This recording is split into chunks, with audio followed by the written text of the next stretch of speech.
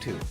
Hi YouTube, how you doing out there, guys? This is Solar Gray the Cinematic Sorcerer, and this is yet another episode of The Dark Side of the Room. So, now that we've got all that stuff going, like I said, if you guys got any questions or comments or anything like that, feel free to send me an email at backinthedeck@gmail.com. That's BACKINTHEDECK @gmail.com. You can also hit me up on Twitter and Instagram and all that stuff, all right? So with all of those things, hit up the Tickety Talks as well. The Tickety Talks. I'm saying it like that because I'm old, okay? I'm an old man. So that is what I'm doing right there. And yeah, so that's there's all that. And of course, if you're part of the wretched hive of scum and villainy known as Facebook, hit me up over on Deckers on the Book. It's a public group. I've been showing lots of stuff that I've been painting and the stuff that I've been putting together. A few people are there selling minis and things like that, so that is all fun. And so now that we got that going, let's see. Neon Arlecchino. I once read a webcomic where a guy summoned a demon through following D&D 1 or 2 spells, and let's see. The idea is that D&D published real spells but swapped one ingredient in case of summoning. Huh. Well, guess what? That is absolutely, positively not true. Like seriously, it really is. It really is not true. Like, I know a lot of people out there going through the whole satanic panic thing and all that stuff. Oh, I know you're joking. But there are a lot of people, there's a lot of people in my community that still fall for that stuff. Because the pastor said that it's all this stuff. And it's like, really? Has the devil actually, or has the pastor ever played D&D? Well, have they read the books? Like, no, have they done their due diligence? That is the real question. And most of the time I find that the answer is no. Because I do engage with them on that level. So, when it comes to that kind of thing, yeah, I'm kind of that guy, and I do it so that y'all don't have to have those awkward moments and all that stuff. So yeah, yes, the missing ingredient was funnel cake, okay? Because funnel cake is true and it's real, and except you don't summon demons with it because, funnel cake is heavenly, all right? So, let me get this stuff going. Yes, you can bait many demons with funnel cake. If you call children demons, or, childlike adults, because, yeah, funnel cake and coffee, yeah, that'll pretty much get me to show up. You'll be like, hey, can you do a signing over at this comic book store? And I'll be like, hey, wait a minute. I don't know if I want to do a summoning. And then it's like, oh, well, there's funnel cake? Ooh, you know what, Zenithage? You're absolutely right. Devil's food cake dough. That devil's food cake dough. Ooh, devil's food funnel cake, huh? Devil's food funnel cake dough. Look at that devil's food funnel cake dough. Anyway, let me say what's up to my people. Like, we're also broadcasting live on YouTube as well.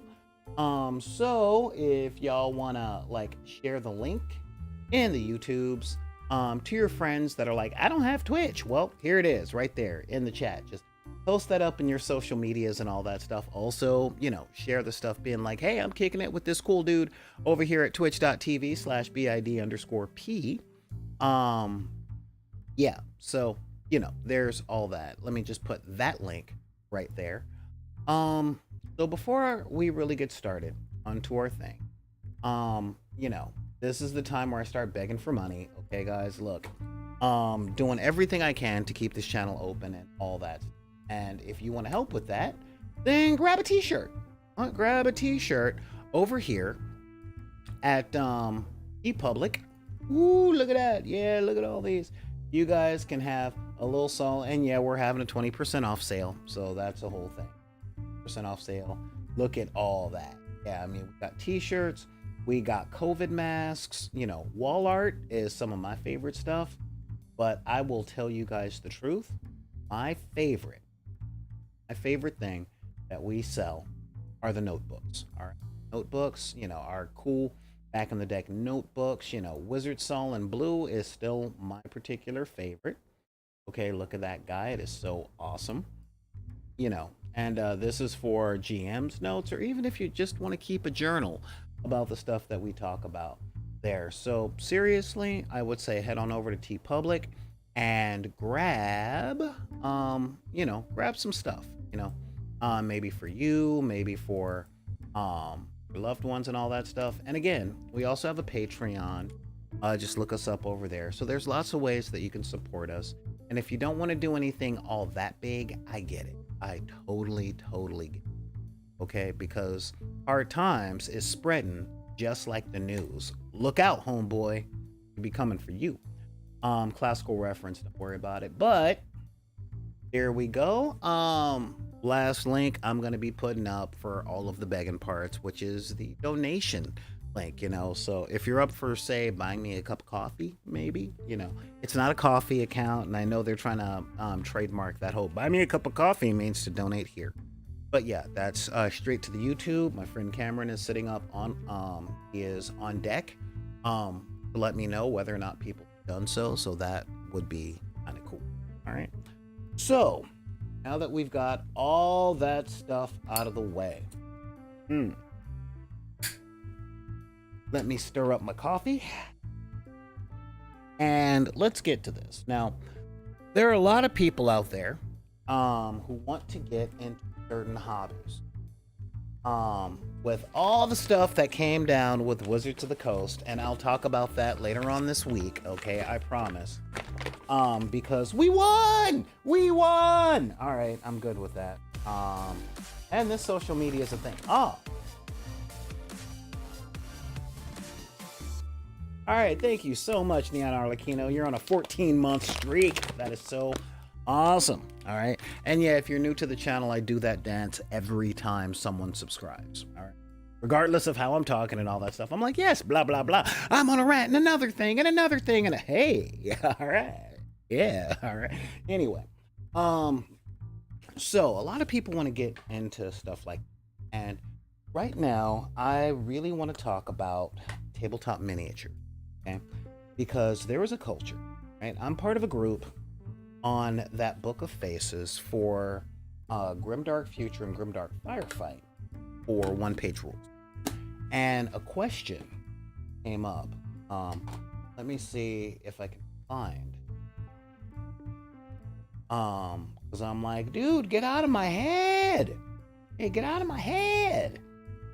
Because, yeah, I'm sitting up and I'm like, oh, look, people did some blah, blah, blah, blah, blah. And, nope, not that one. The guy brought up a really good point and a really good question. And they asked that question out there for the people. Yeah, they asked that question out there for the people. And for the people in the group, they're like, hey, there's this thing that I'm kind of going through. And I get it. And I'm like, dude, get out of my head. Okay. And so the question is, as the title suggests, I found one of the biggest barriers for people converting over to the system. Some can't make the mental disconnect of having to see the weapon on a figure for it to be valid. Now, I've tried to explain it with the analogy of imagining playing with an action figure when you were a kid. Batman wouldn't always be Batman, or necessarily be Batman, and the Ninja Turtles wouldn't always be Ninja Turtles. They would play roles dependent on what story you were creating. People still feel odd. And outright uncomfortable at the prospect, however, and I need ideas to help them overcome. Okay?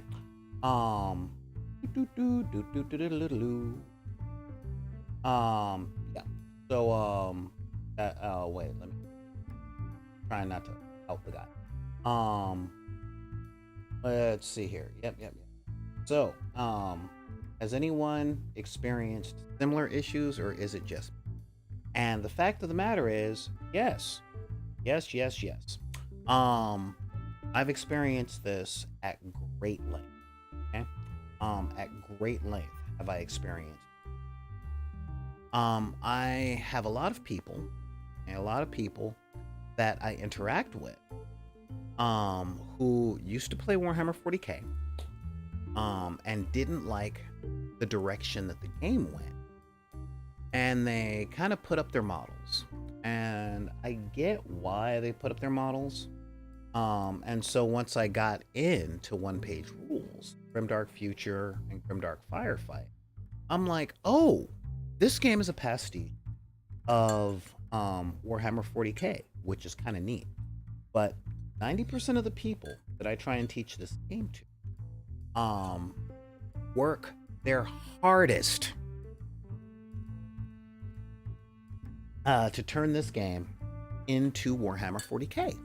They do their best to turn it into 40K. They still try and apply the 40K culture, the 40K rules. For example, like just a brief example. Grimdark Future from One Page Rules doesn't have named characters under the same rules that Warhammer 40K has. And so people are like, oh, I want to take this person. I'm like, you want to take that person from that property to a game that is similar but not the same? And they're like, yeah, well, that's how I did it in Warhammer. I'm like, yeah, but this game isn't Warhammer. And one of the things that they take over from the culture is the what you see is what you. And I want to talk about that. I really do, because Wysiwyg can be a bit divisive when it comes down to playing games. Now, I will say this. I'm just going to lead off with this, all right? When you're playing at home with your friends, play whatever you want to play. Now, that is what I call a cheap response, a really, really cheap response, because I have played for years with gamers that, although they don't play tournaments, they try and, what is the term? They try and apply tournament rules to home games because, and I quote, tournament rules are specifically put together because they are the most balanced and the most fair. To which I say, I disagree. I really disagree, because it comes down to which company is writing what tournament rules. But that's a show for another time. Now, there is a place for the what you see is what you get rule, right? And that place is within the context of what has been agreed on in the culture that you're playing. Example, if you go and play a game like Warhammer 40K or Age of Sigmar at a Games Workshop store, their house, their rules. Okay, it's that simple. If they say you have to play Wysiwyg in order to play here, then that is the game. And for some people, that's the only game in town. All right. Now, there are upsides and downsides to playing Wysiwyg, but I'll get to that a little later. We've got Xanathades here saying, I like to make my minis Wysiwyg because I think it's cool. I don't especially care if other people. And yeah, I definitely want to add on this. I have very strong opinions about the what you see is what you get rule, and we're going to get into that. But I really want to make clear, because I'm talking to people and it's internet culture, that if you play Wysiwyg, I'm not saying that you're bad. I'm not saying that you're a bad person. I'm not saying that you have no sportsmanship. I do want to point out a potential blindness, okay, which is the number one problem that I have with the Wysiwyg. I'm gonna get there. Okay? But yeah, if you like playing Wysiwyg, cool. Play your Wysiwyg. Now, I'm gonna open up with a couple of reasons why Wysiwyg is a good policy. All right, I'm really gonna do it. Number one, Wysiwyg is a good policy when you're playing specific games, so that, this is really important, everyone playing the game understands what's going on at the table. Okay?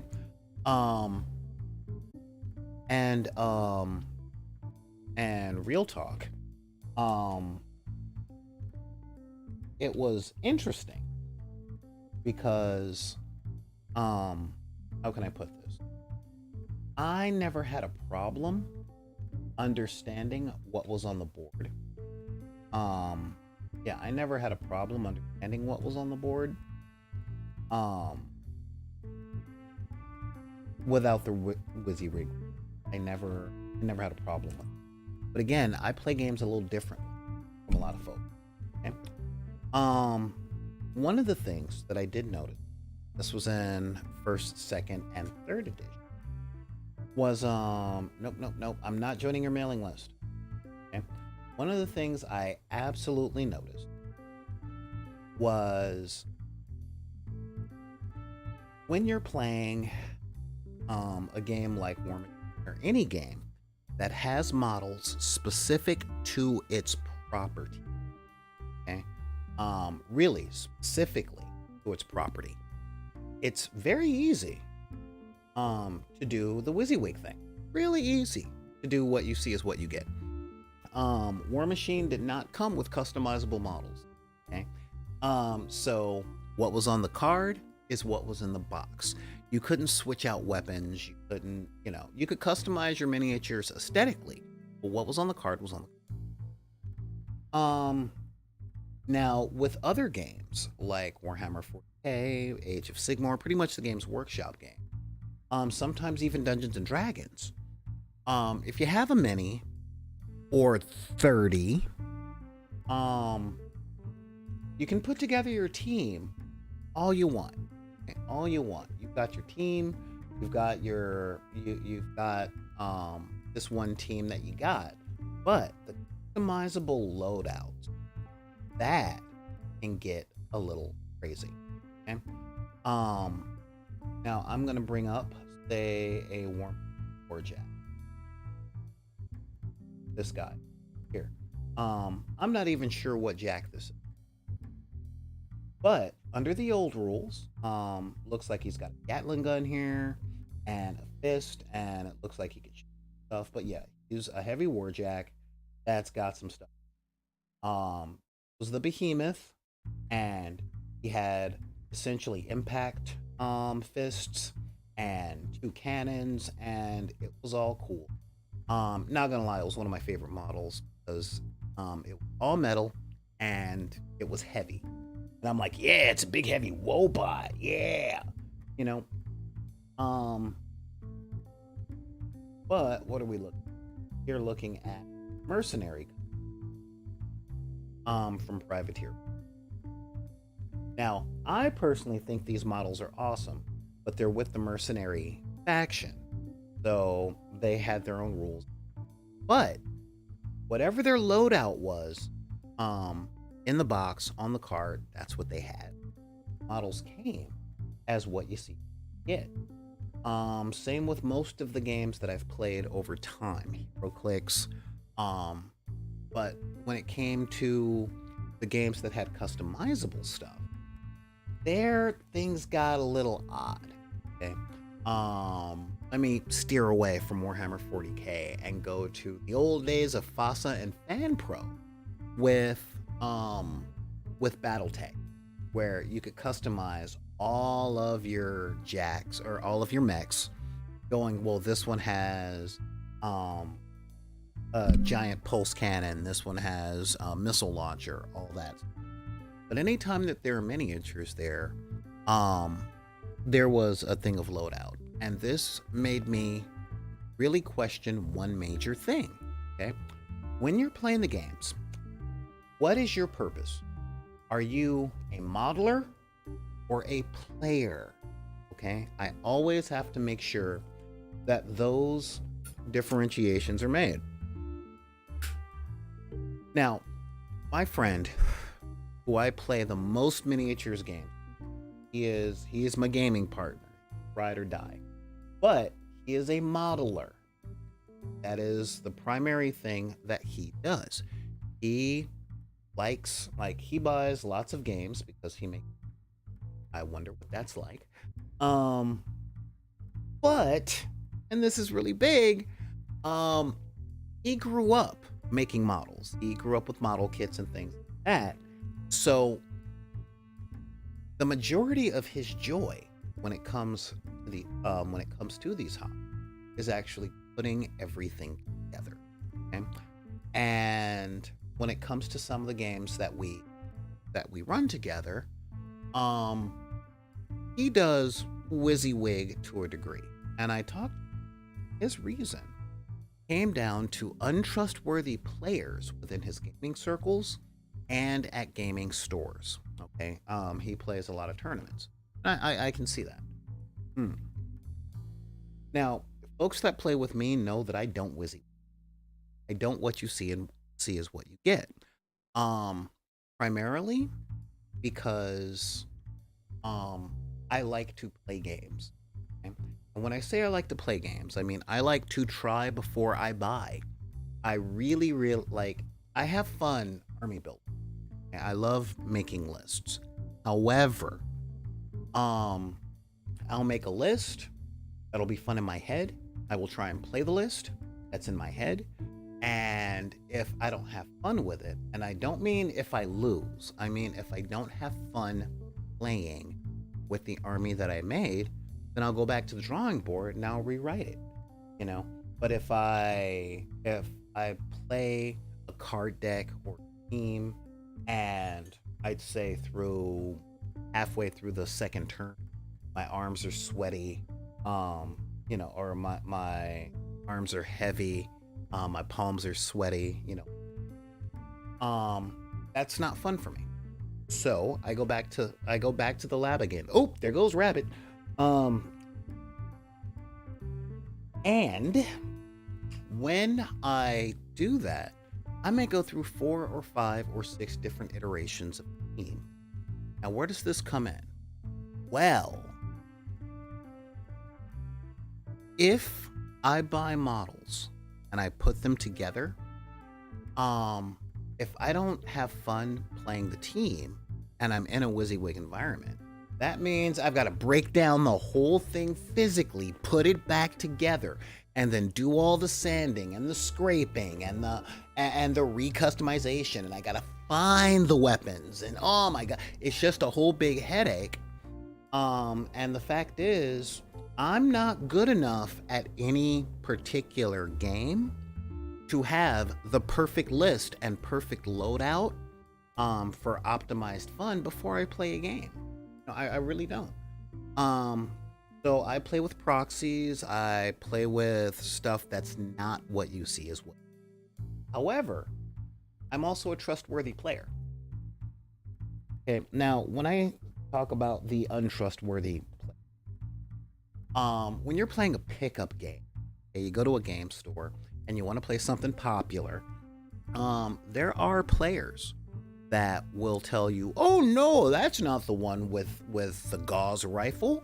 The gauze rifle is over here, and then when it's their turn, it's like, oops, nope, sorry, that was my mistake. That was the one with the gauze rifle, and no, you can't redo your turn.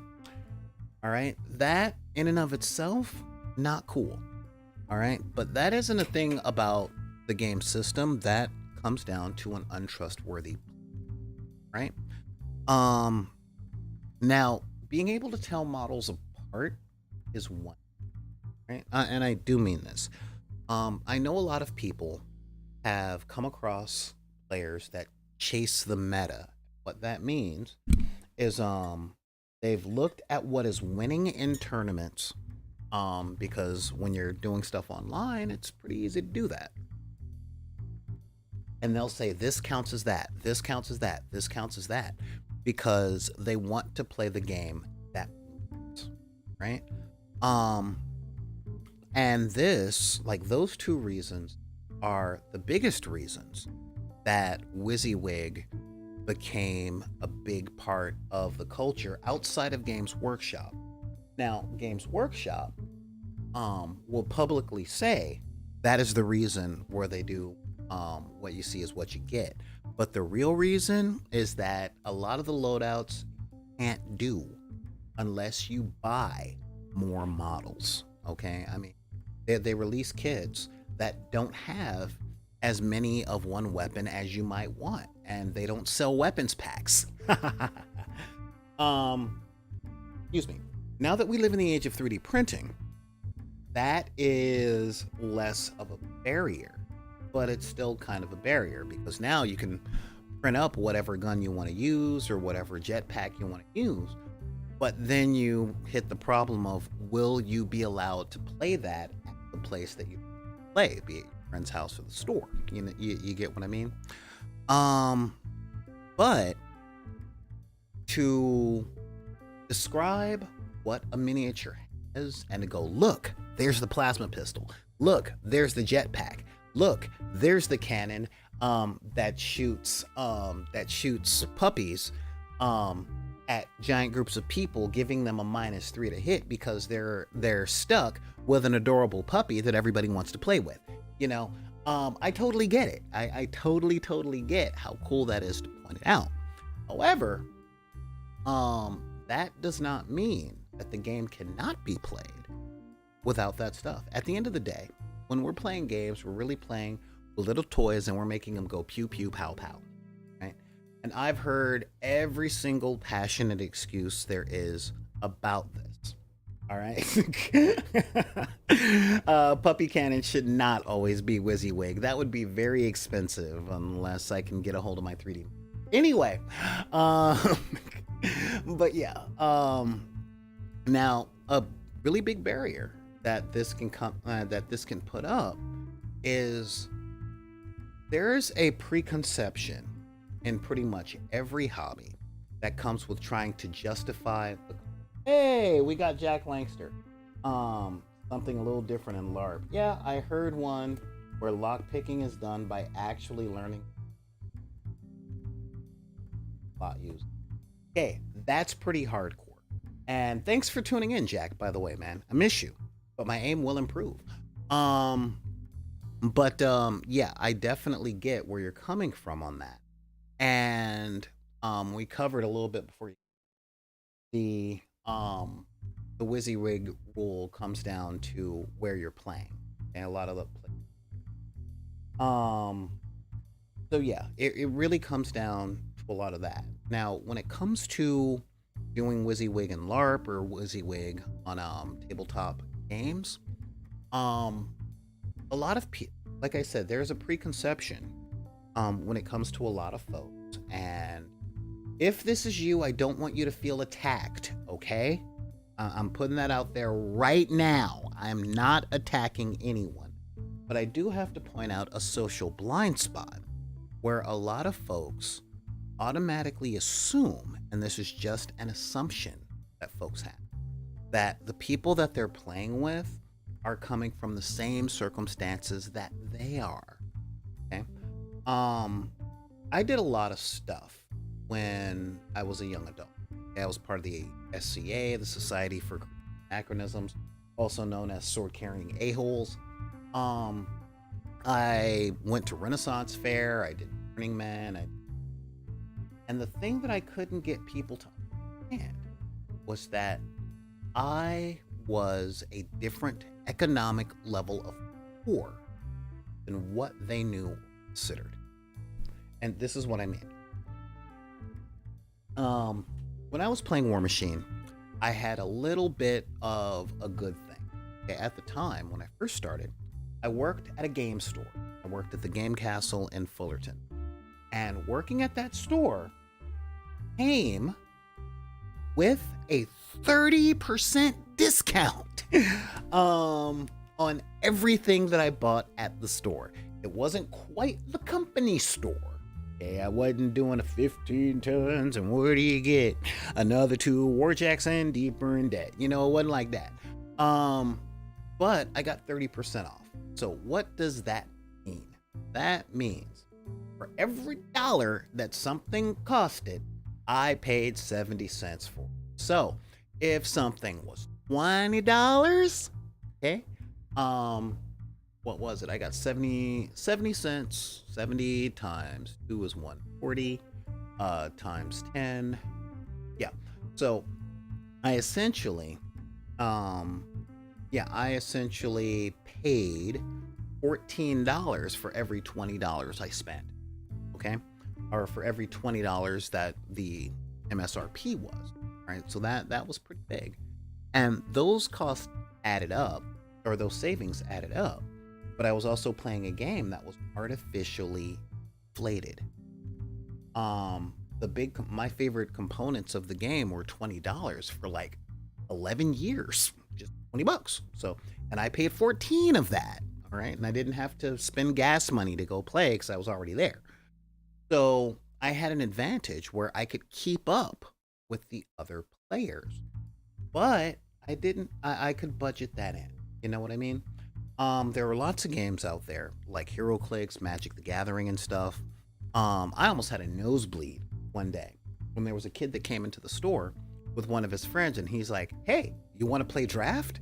And he pulled like 5 packs of Magic off the shelf, bought them, and he and his friend just played them, took the rares, and pretty much gave the rest of the store. I'm like, what the crap is going on? They just spent $35 each, and they could do that. You know, they could absolutely do that. But not everybody that wants to play can. Okay? And that's a really big thing. And a lot of folks don't consider that. Okay, a lot of folks don't consider that having $35 at any particular time is a quick thing. And I bring that up because a lot of this stuff can be expensive. All right, Games Workshop just released a terrain kit. Okay, no rules, no minis, just a terrain kit for $210. $210 for terrain.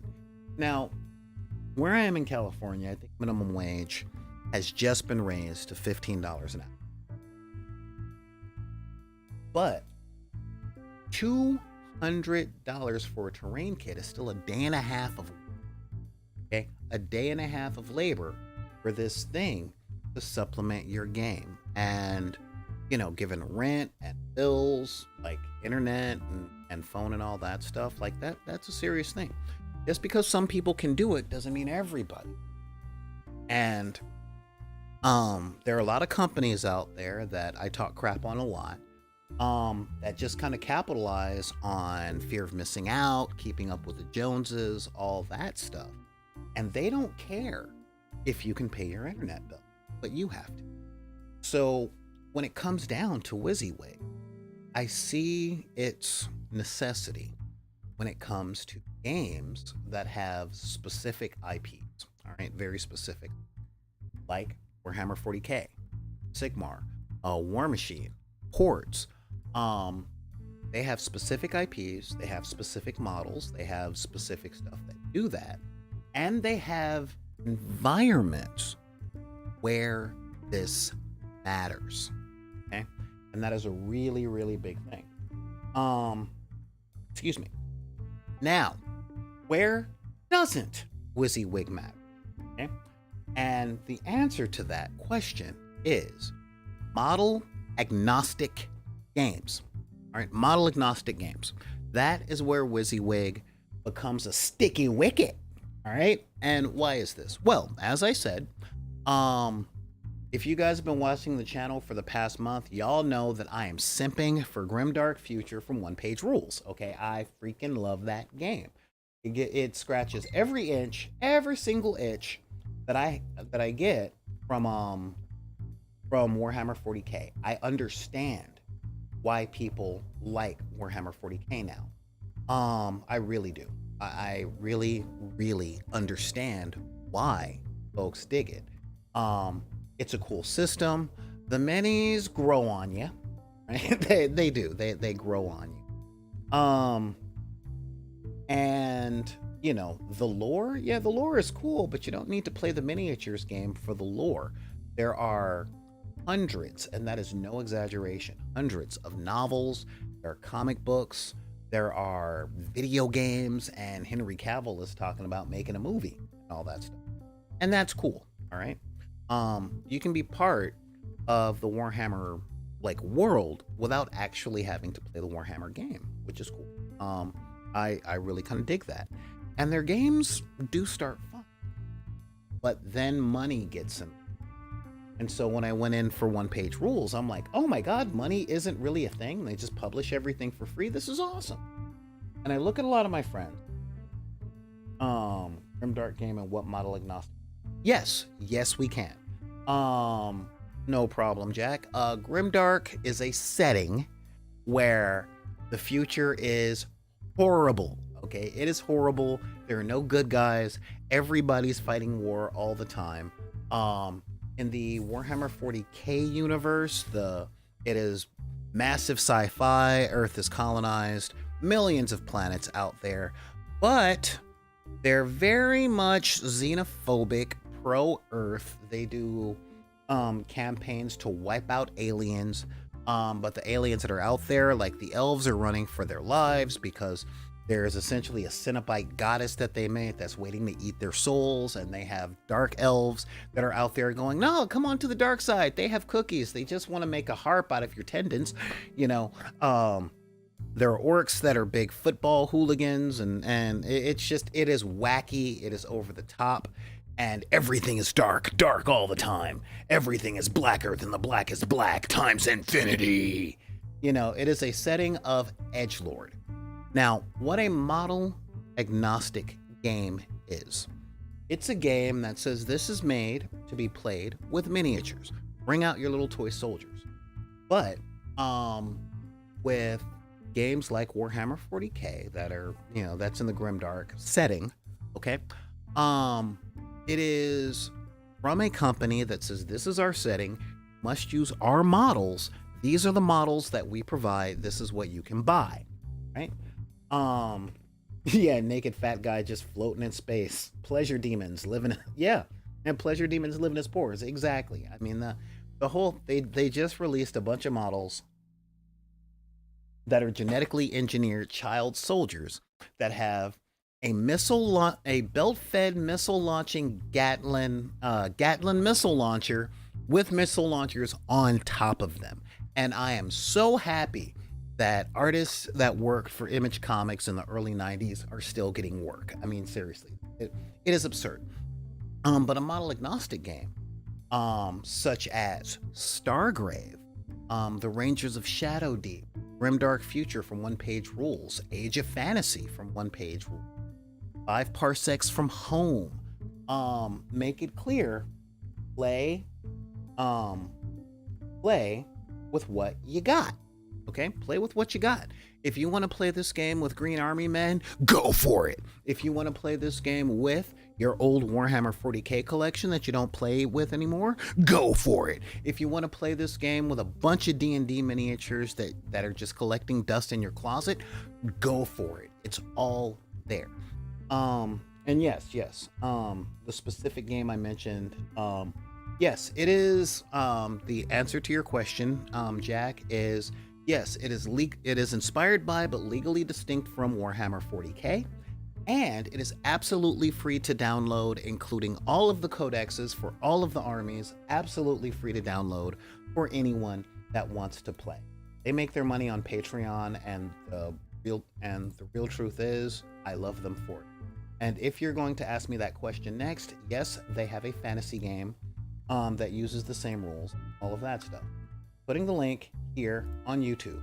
Go check it out. The stuff is awesome, but check it out in another tab. Just stay with the conversation.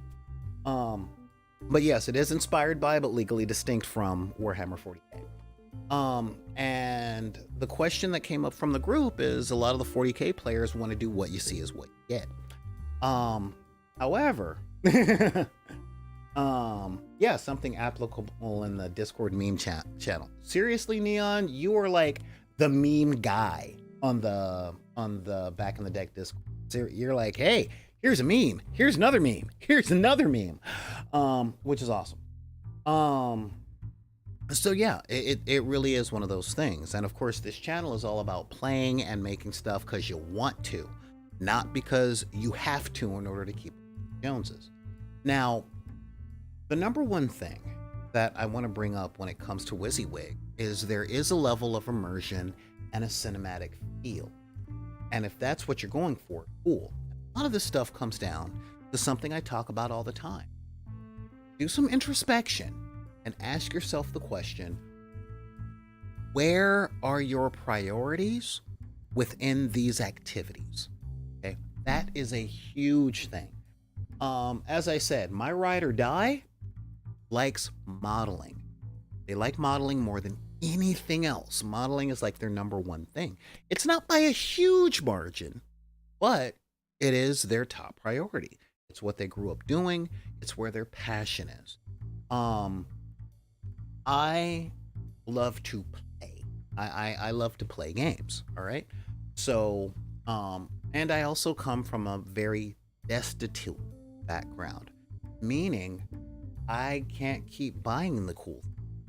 You know, that's something I was never able to do.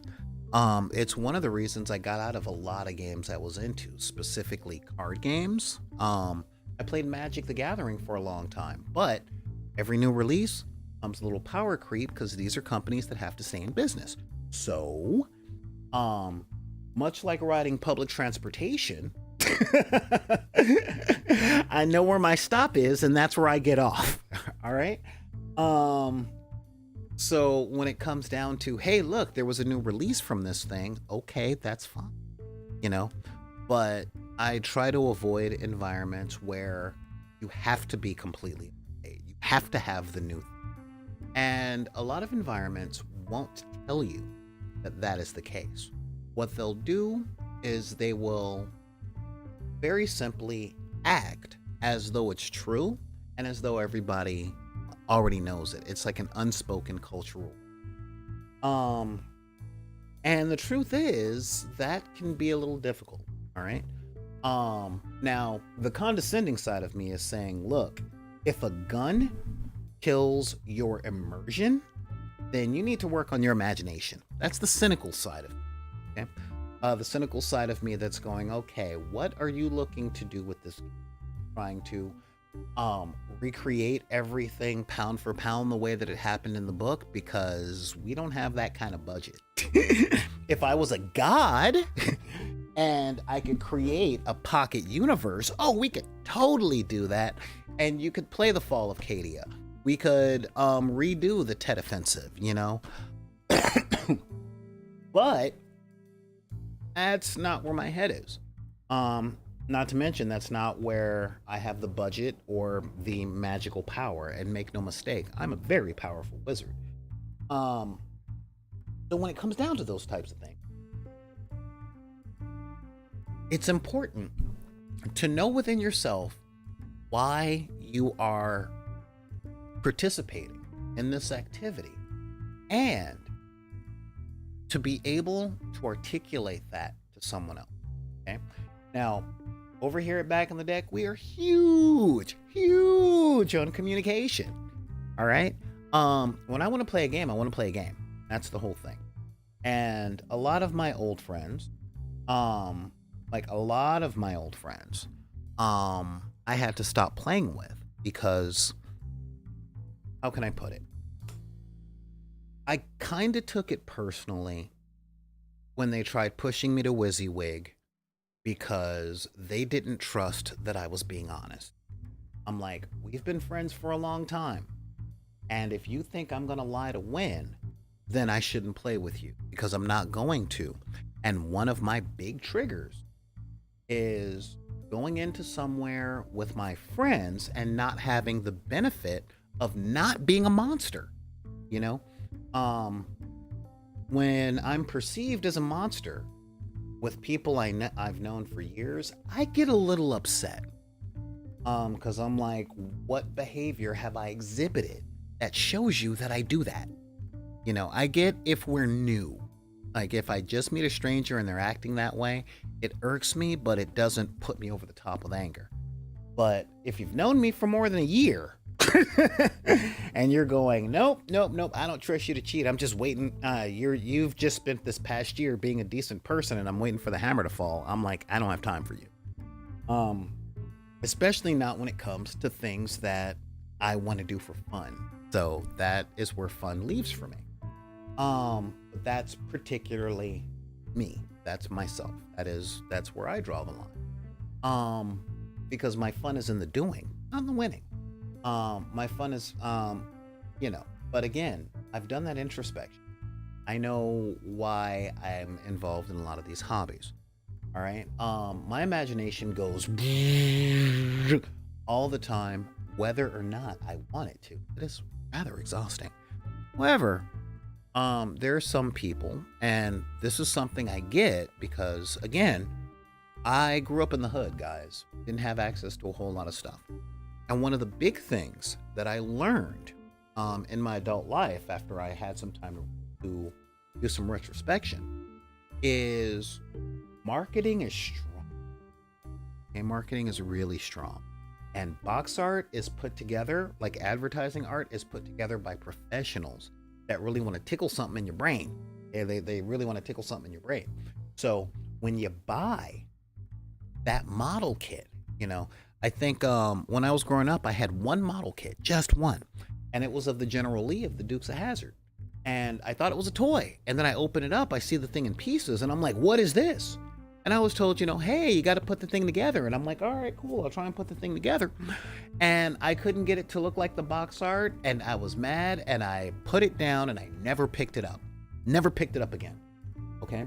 And then later on, I think this was a little bit before 9/11. I started collecting Gundam models because they were at Target for $10, and I had a day job.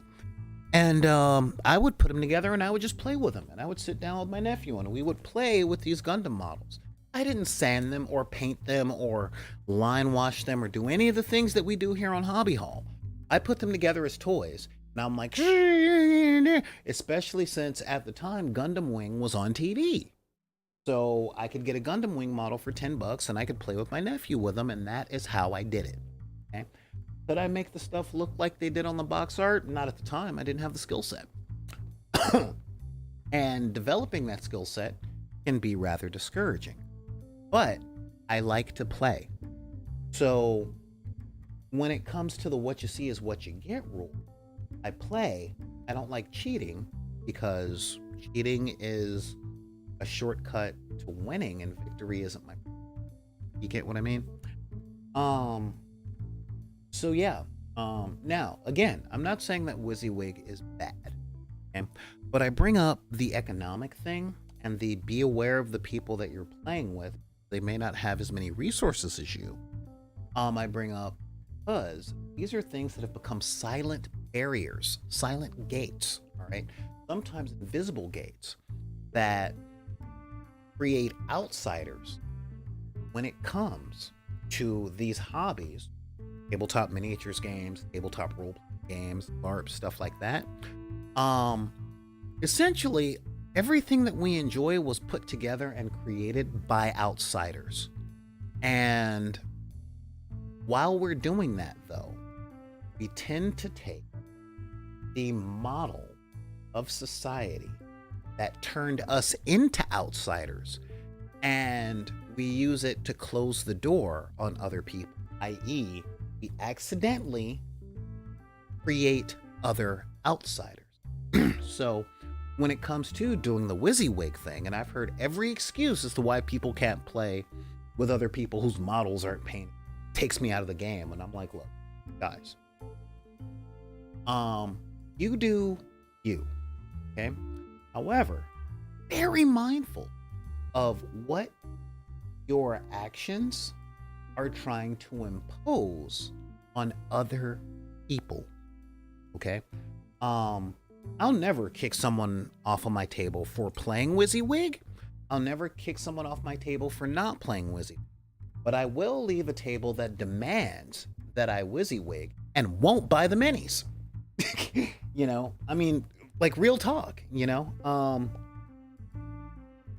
when I was in the SCA, I didn't know how expensive it was. I had my yearly dues, but armor is expensive. The camping trips where we would go to the desert or to the forest or set up in parks and hit each other with sticks was expensive. I didn't even have a car. How am I going to get to Arizona? And I was just told, hey, when you can afford to play, then you can come play. And I'm like, well, thank you. Thank you for holding me to a standard hitherto not mentioned. and letting me know that I can't do it because of the circumstances of my birth and my economic situation. Thanks for letting me know that my mother isn't good enough.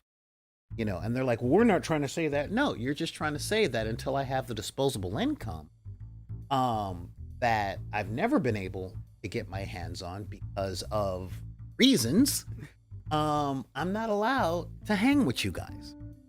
Okay, let's just think about that. But that's cool. Come on over to my house for coffee after you guys are done. Sometimes they came, most of the time they didn't. But the point that I'm making is, Wysiwyg can be, and I've often seen it be barrier entry for a lot of people. So be very wary of what you're demanding of other people. The people who can afford to do Wysiwyg, and i.e. what you see is what you get. The people who can make all of their little miniatures look like they're supposed to look, or look like they look on the loadout page. Have fun with that. You keep doing it. If that is where you get your joy, do it. The only place I will point my finger or wag my finger at you is when the place that you get joy is by taking it from others or denying it from others. Okay? That's my number one deal. Hang on.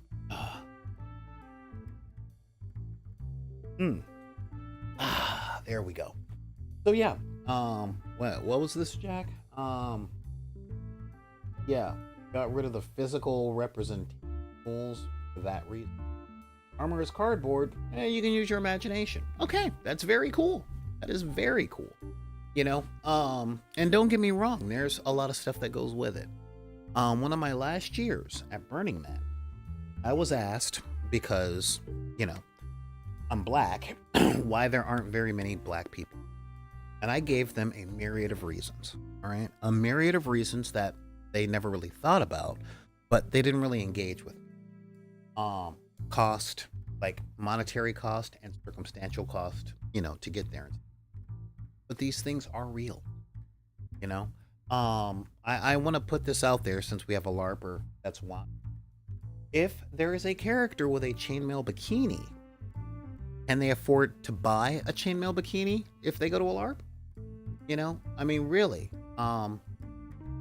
is your, when you do Wysiwyg, you can totally do Wysiwyg, but when you impart those types of rules on other people, that means you are limiting their interaction with their imagination based on their resources that you're not considering. And that's a really... I will tell you this. If I was running an environment where what you see is what you get was the rule, I would make absolutely sure that I could produce and distribute for free what the people needed for Wysiwyg. But most of the games I play are miniature neutral. So I'm like, dude, you want to go get some army men from the 99-cent store? Let's do it. Matter of fact, I will spot you the army men from the 99-cent store. Even for the people nowadays that I'm introducing to Grimdark Future and Age of Fantasy, the one-page rules game, I'm providing them with miniatures. I'm saying if you want to play, let's talk about some miniatures, because I love these games and I want people to play them. And there's a lot of people that are like, well, I want it in these poses and dynamic poses and things like that. But my point is, I want people to play. Therefore, I provide what is needed for them to do so. And that is really where I sit with when it comes to enforcement of any rules. You have to make it possible. That is the only way to be fair. All right? And this is not just within the context of games. One of the things I gotta say, and this is sort of a hot take, as you guys know, I'm a biker, and I was angry with the helmet laws when they passed in the late 90s, early. Super angry. And the reason that I was angry about the helmet laws is that I ride a motorcycle because of financial practicality. Okay? However, at the time, helmets started at $300. Okay, $300 in the late 90s. That was a lot. That was like a week's pay. All right. And the fact is, I was mad because now I was limited on how I could or couldn't get to work because I didn't make enough money to buy a helmet. Fortunately, after those laws were passed, the prices of helmets went down. The aftermarket of prices shot through the roof. You know, now I have 4 helmets. I think I paid like $20 for the last helmet I got, which is reasonable. I'll wear the helmet when I'm on the motorcycle because I have one, and I have a couple of extras for when I have to give people a ride. So that was cool. Market provided, although the law didn't. So that's a big thing. And no, I don't want to get into a debate on helmet law and all that stuff. That's not why we're here. I only bring that up because to me, the living up to the rule was provided when the rule was being enforced. Okay? So if you have a player that only plays Wysiwyg and it's like, well, I can't play a game against someone whose minis aren't painted, you can tell them what I tell them. What I tell people. I said, just on the biker tip, I ride a Honda. And there was a point where people were like, dump that rice rocket and get a real bike like a Harley. I'm like, if you pay for it and maintain it, I will. You know?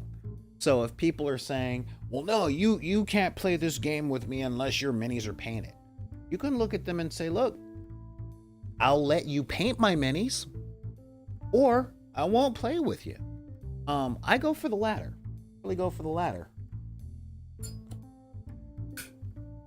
Because if people are going to be on that tip, they don't play for the same reasons that I do. And that tends to be not nearly as fun for me. And if I'm not going to have fun when I'm playing a game, I don't want to play the game. But that's where my head comes in. Where do you guys sit? I like that Zenithates pointed out that he likes to do Wysiwyg because he thinks it's cool, but he doesn't impose it on other people. And that, in my opinion, is the way to do it. But do you have ways? Or reasons for preferring Wysiwyg over everything else? You know, if you have something, I'd like to hear what you have to say. And like, seriously speaking, I'm not like that guy that says, no, discussion over. I really want to know, because if there is a different way, or a different way to look at this type of thing, I'd like to hear it, because I'm not set in my ways. I'm always open to hearing new reasons and all that. I love having this. But that being said, guys, I want to thank you. Like, seriously, I want to thank you for being here. But if you do have those opinions, then pull up your keyboard and type in back in the deck at gmail.com. It's BACKINTHEDECK at gmail.com. And let me know what you think. I do answer emails when I get them, and on the rare occasion.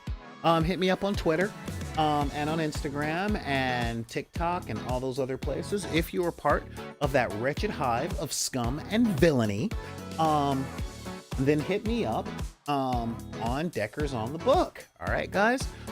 This is some really cool stuff that we can get on that. And I want to thank you guys for joining me today in on the dark side of the room. Now, tomorrow is Tuesday, so we're going to get back to the regular schedule and all that jazz, which is kind of neat. So yeah. And I want to thank everybody that's here. Seriously want to thank Jack Lancaster on YouTube. Major shout outs to Wanella, Alisadra, Black and White Now in Color, Carter Thulo, Commander Root, Drap Snaps. Oh, dude, M10, you're back. Is Nickable, Cam Gamer Nefas, hey man, thank you for showing up. Kata Lurks, hey. Mix moves a lot. Oh my god, I miss you. And I know my aim will improve, but I do miss you. You know, reach out, holla. Neon Arlecchino, and thank you for not being a troll today.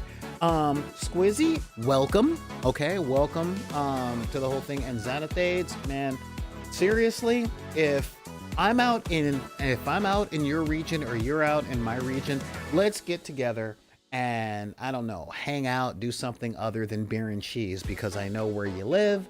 You're probably sick of that by now. Almost as sick as I am of chicken and Mexican food. I'm kidding. I'm not. You can't be sick of Mexican food. Not when you live this close to the Mexican border. Oh my God, it's amazing.